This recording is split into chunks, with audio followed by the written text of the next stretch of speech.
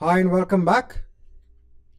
Now let's look at some general security practices which is important from an architect perspective for the exam. So first is using Amazon CloudTrail. This is a very important service from a security perspective.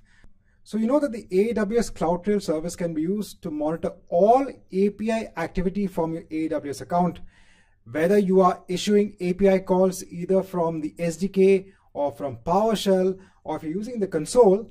Everything will be recorded in the AWS CloudTrail service. It's very good when you want to assure compliance for your company. Also, if you suspect any malicious activity in your account, what you can do is that you can check the CloudTrail logs. So let's say there are some resources being spun up which is not supposed to be created. You can see for these API calls in the CloudTrail logs.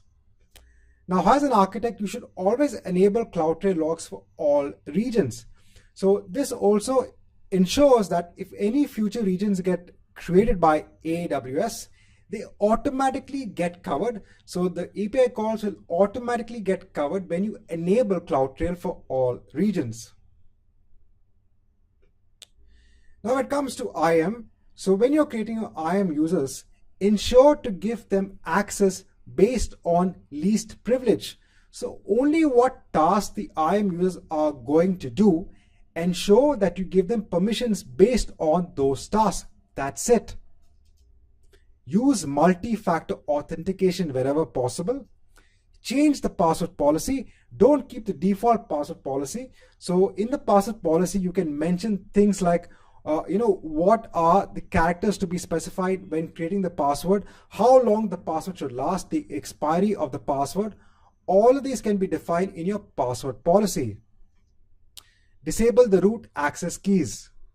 For the buckets in S3, you have the bucket policy. So the bucket policy can be used to manage the access via the underlying objects. Even when you're giving access to external AWS accounts, remember that you can do this via the bucket policy. Now, if you want to not give public access to the entire bucket, but you still want to give access to certain objects to certain users, one way of doing this is using pre-signed URLs. So the pre-signed URL, in that you can give a time limit for when a user can access an object. Next, we come to IAM roles. So remember, this is used for secure access to your resources. So let's say you have an application on an EC2 instance which needs to access a service like S3 or DynamoDB. Ensure to attach an IAM role to that instance with the specific privilege. This is very important. See, during development time, it's okay to use access keys, but when you go on to deployment or to production, ensure that you use IAM roles for secure access. Even when you're using a Lambda function, if the Lambda function is accessing an external resource like DynamoDB or S3, ensure that an IAM role is attached to the Lambda function. When it comes to network security, so we've already seen prior that you can use a NAT instance or a NAT gateway to allow an instance in a private subnet to access the internet.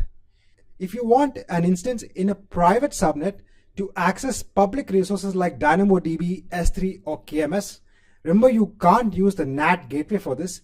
You then have to use a special feature known as VPC endpoints.